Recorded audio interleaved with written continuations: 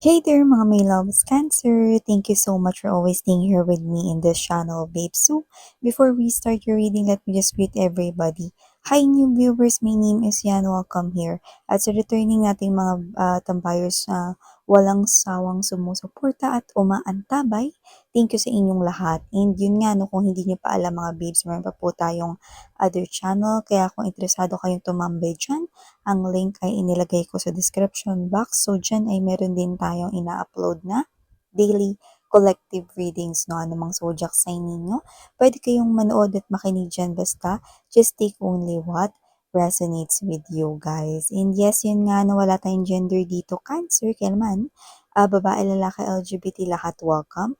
Pwede nyo rin pong pagpalit-palitin yung roles, no? Dahil possible talaga dito mag-switch yung mga roles dahil isa itong general reading. At syempre, at the end of the day, meron kayong free will na free yung gamitin anytime, anywhere. So, let's go ahead and check these messages right here for you, Cancer. So, Archangel Michael, thank you so much together with the angels and guides and ancestors of Cancer. Can we get messages for them, please?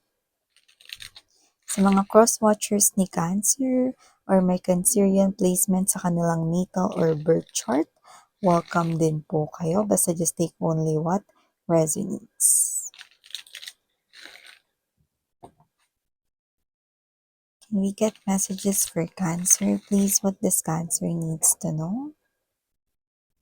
Messages for Cancer, please. Cancer.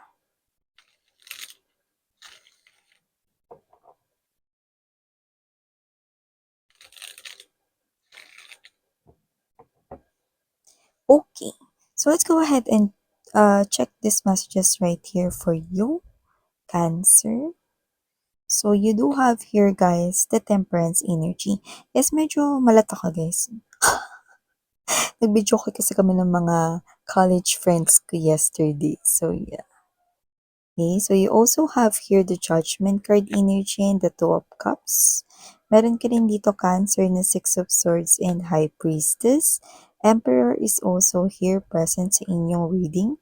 Bottom of the deck, we have here the Queen of Swords, Ace of Wands, and the Knight of Swords energy.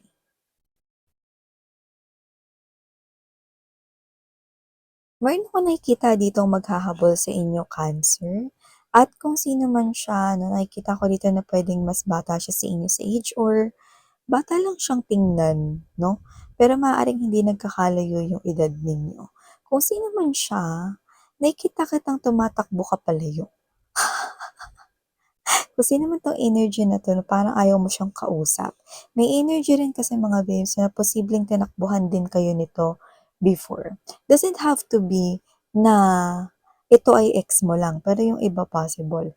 Yung iba naman, pwedeng kilala mo ito na at maaring may ibang sitwasyon kung saan posibleng tinalikuran niya kayo no, or tinakbuhan dito, baka usaping pera yun. Or baka isa itong klase ng sitwasyon na napunta kayo sa alanganin noon, no? So, meron kayong hindi magandang experience pagdating sa taong ito na pero gusto niya rito makipag-usap sa inyo. Yan, no? Pwede kasing may kailangan siya or may energy siya ritong may pabor siya. Kumbaga yung una niya ritong energy is hindi yung magsusorry siya sa'yo, kundi to follow na lang yun. Ang pinakauna niya ritong babanggitin is yung kailangan niya sa'yo, tapos saka siya magsusorry sa atraso niya noon sa inyo. Yan o. Alam mo, kaya siguro mo talaga tinatakbuhan tong tao na to, no? Kasi parang ano may mali sa ugali niya no? Parang tinan mo yun mga babes, no? Uunahin niya talaga muna dito yung pabor niya or yung kailangan niya rito sa inyo, no? Kaysa yung humingi ng tawad muna kasi malinaw na meron siya ritong atraso. Yan. So, sa iba naman, may mensahe tayo nakukuha rito, no? Pero mangilan-ngilan lang to. Possible Cancer na posibleng may mag-confess na crush nila kayo. So, wag mo na kayo masyado mag-assume na love na yan at yan na yung forever ninyo. Pero posibleng meron ditong magka-crush sa inyo. Like paghanga, ganon, no? So, yan ay maaaring mas bata sa inyo sa age. Pero kung katrabaho niya yan, no, posibleng may energy rito na nauna kayo okey, na mas matagal diyan sa kumpanyang trabahuhan, nabubulol, ninyo 'no, kaysa sa energy na 'yan. Baka newbie lang 'yan or bagong pasok or hired lang sa inyong company. Pero yung iba puwedeng kapitbahay niyo 'yan 'no, na puwedeng bagong dating lang sa barangay ninyo or dun mismo 'no, sa kalapit-bahay ng bahay niyo, ayan. So, maliban diyan mga babes 'no, nakita rin tayo dito Cancer ng energy kung saan meron na rito yung parang mararamdaman ninyo na gumaganda na yung sitwasyon ninyo when it comes to your, posisyon sa trabaho, sa career, or sa negosyo 'no. Kasi nakita ko dito parang keri naman, chill naman yung galaw dito 'no, ng ng frequency ng inyo ritong career, job, or kung kayo ay entrepreneur, okey naman. Kaso parang normal lang kasi yun, eh. Parang ito na yung normal niyong kitaan, ito na yung normal na dating ng mga orders 'no kung kayo ay, negosyante or may business 'no, o yung iba naman sa trabaho ninyo parang normal na yung ginagawa ninyo 'no, or wala namang something na parang bago.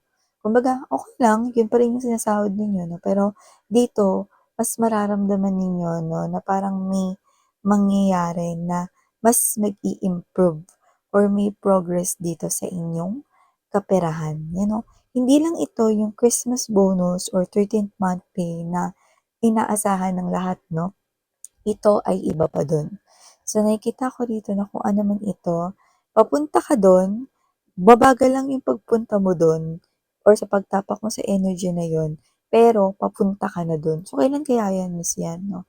So, nakikita ko rito, kung hindi ito bago tumawid ng second quarter ng 2025, possible na second quarter second quarter mismo ng 2025 'no or year 2025, possible na mangyari for a lot of you, 'yan. So, maliban diyan 'no, nakikita ko rin dito na meron kayong sikreto na manggagaling mismo sa bibig ninyo. Kumbaga, meron kayong ise-share na secret 'no, kumbaga kayo mismo yung bubunyag ng sarili ninyong sikreto dito out of panic, 'yan 'no. Pero magtu-turn out ito ng maganda. Kumbaga parang ayaw mo sana itong isplok, ayaw mo sana itong malaman ng iba. Pero yung pagsasabihan mo nito, siya mismo yung pinaka-involved dito 'no, parang ito yung klase ng energy na posibleng may kinalaman sa love, you know, with the Two of Cups energy na parang parang kayo ito 'no, na posibleng ayaw sana ninyo na sabihin sa iba yung crush ninyo or may gusto kayong tao or may feelings kayo sa isang person 'no, pero parang out of panic, masasabi mo yun. You know, dun mismo, sa taong yun. At paano naman naging maganda yun, Miss, 'yan nakakahiya naman yun, ano. Kasi nakikita ko rito 'no, na waiting lang din pala siya 'no. So, siya 'tong mga babes 'no na, may plano na with the Emperor's energy 'no, pero waiting na lang kung kailan niya yun ikakasa. Pero nakita ko rito 'no, na kung sino man 'to, may gusto na rin pala talaga siya sa'yo, matagal na, you know. So, nakikita ka niya rito bilang kanyang divine counterpart kahit wala yung Empress dito. Pero dahil ito ay isang Emperor, nakikita ka niya bilang Empress niya, Cancer, you know.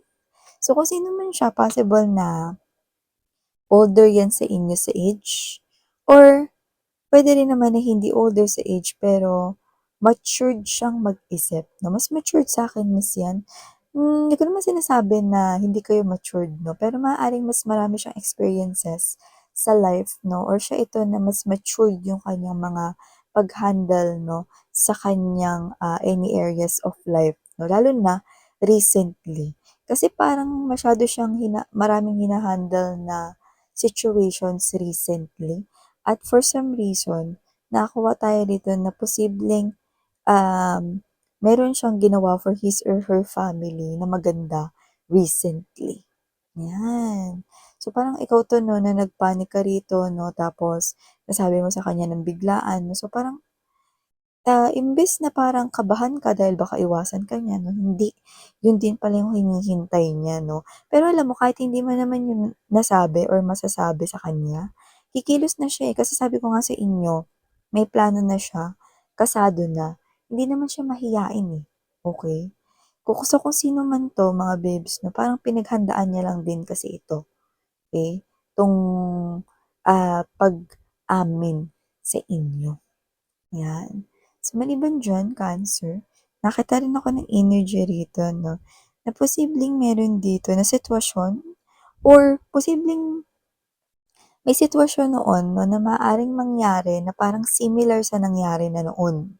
Doesn't have to be na hindi maganda yun, Puwede rin kasi na maganda yung nangyari sa inyo noon, pero maaalala mo, "Ay, parang kagaya 'to nung dati." Pero alam mo yun, good thing yun, hindi yun yung in-expect mo na trauma ba yan, past experience ba yan na hindi maganda, na parang isa 'to sa parang similar sa nangyaring maganda sa inyo noon, siguro nung childhood ninyo or nung first ninyong unang nagkatrabaho or nung high school kayo, nung college kayo 'no. Maalala niyo yun, okey, kasi parang parehas dito sa nangyari. Pero this is something here na good thing 'yan 'no, na mangyayari sa inyo. Yung iba, may nakuha ko ditong another side message 'no, na posibleng meron kayong bagay na akala mo na wala mo yun, pero na-misplace mo lang pala diyan sa bahay niyo. Ayan 'no, like nandiyan lang pala sa bahay niyo. Akala mo nawala mo yun sa kalsada, yung mga gano'n, parang nasa public area. Akala mo nahulog mo yun or nawala mo yun sa malawak na vast or public area. Pero hindi pala, nandiyan lang pala sa bahay ninyo. So, makikita mo ito 'no, at nakikita ko rito na 'pag nakita mo 'yun, okey, magagamit mo iyon 'no, ng pangmatagalan, 'yan 'no, ngayon, 'yan. So, gano'ng klase ng energy, Cancer. So, maliban diyan, nakita rin ako rito na mas magtatambay ka pa 'no, sa mga tarot or energy readings, yung mga babes 'no. So, hindi ko alam kung malaya naman kayong tumambay kahit saang channel kayo pumunta, keri lang naman. Basta ang gusto ko lang dito, dun lang kayo sa mga, energy readers na sana isa o dalawa lang na nakaka-connect kayo, okey? Para hindi rin kalat yung energy ninyo 'no. Hindi ko sinasabi na dito lang sa channel na 'to 'no. So, puwede naman kahit na sinong energy reader yung, mas nakaka-connect kayo, okey? Dun kayo pumunta. Pero nakikita ko lang dito na parang kaya kayo maglalagay ng mas maraming time. Yung iba either magbabakasyon, baka may nag-aaral dito or whatever, nabakasyon na ba or malapit na yung bakasyon, 'yan 'no, puwedeng gano'n. Yung iba naman, possible na meron kayong iniintay na confirmation like answer sa isang situation kasi nakakuha na kayo ng sign. Kung ano man yun, it could be any specific situation here you're specifically thinking right now, 'yan 'no. So, okey lang naman mga babes 'no, basta huwag kayong, patambay-tambay sana sa multiple na mga channels 'no, para hindi magkalat yung energies ninyo. Gano'n po 'yun. So, maliban diyan, nakita rin ako ng energy rito 'no, na posibleng maging, istrikta ka or mas maging discipline, 'yan 'no, sa sarili mo dito 'no. So, hindi ko alam, maaaring meron kang gustong baguhin about yourself. Baka physical appearance gusto mong i-improve pa more. Like hindi naman kailangan na magpaparetoke ka or whatever 'no. Parang siguro, diet, 'di ba? Proper diet or kayo 'to 'no na tamad mag-exercise before, pero gustong maging body fit, or healthy body, or strong yung muscles and bones, 'di ba? So, may gano'ng klase ng energy. Parang meron kayo ritong gagawing discipline sa sarili mo kung saan, alam mo sa sarili mo na ikaw rin naman yung magbe-benefit doon. So, 'yan, example ko yung healthy living. Eh, like ayaw mo ng gulay pero mas kakain ka ng gulay ngayon, Parang masabi na rin natin na isa sa mga bucket list mo for year 2025, or ikaw ito na, "Ay naku hindi nga muna ako bibili ng labubu or ng hasipupu," magse-save muna ako ng money, 'yan, oh. May goal kayo, eh, kaya nagiging discipline kayo rito. Parang dinidisiplina mo yung sarili mo, 'no? Parang kinokondisyon mo na, hindi ko muna gagawin 'to, hindi muna ako bibili ng mga ganito para magawa ko 'to or mabili ko 'to, 'yan. So, parang meron kayong tina-target na goal, 'yan. So, yun mga babes 'no, in case pahabol na mensahe panatilihin lang daw ang pagiging kalmado, kasi mukhang meron ditong magpapainit ng ulo mo, you. So, kung ano man yun, daan lang naman ito 'no, pero mas maganda rin kasi yung hindi ka na mabwisit, 'di ba? So, habaan pa yung pasensya, kasi baka meron dito na sumulpot na magpapabwisit sa'yo, ano. At ini-emphasize mo yung buwisit-ness 'yan 'no, kasi nakikita ko rito na alam mo yung 50-50 yung chance talaga 'no, na kumalma kayo, like nasa gitna kayo. Kaya naman, i-maintaining niyo yung pagiging kalmado, eh. Huwag niyong patulan mga babes 'no, kasi sa nakikita ko dito, possible na hindi rin kayo mananalo 'no, dahil ano siya, yung energy niya is hindi nagpapatalo, okey? Pero alam mo sa energy, drain yung energy niya. Kaya sinasabi ko sa inyo na huwag kayo masyadong, um, tawag nito, maging affected doon. Kasi alam mo yun, 'pag connect kayo sa isang negative na energy kagaya niya, okey, hindi maganda yun for you. Kasi maa-attract mo yung mga negative na bagay papunta sa'yo. Kaya mas magandang iwasan mo sila 'no, na makakapagpabwisit sa'yo, 'di ba? So yun mga babes, no, yung mga mensahe for you Cancer. Thank you again, Amian, Saranghaeya Love and Light. Please do check out other channel if you're interested. Okay? Have a nice day and annyeong.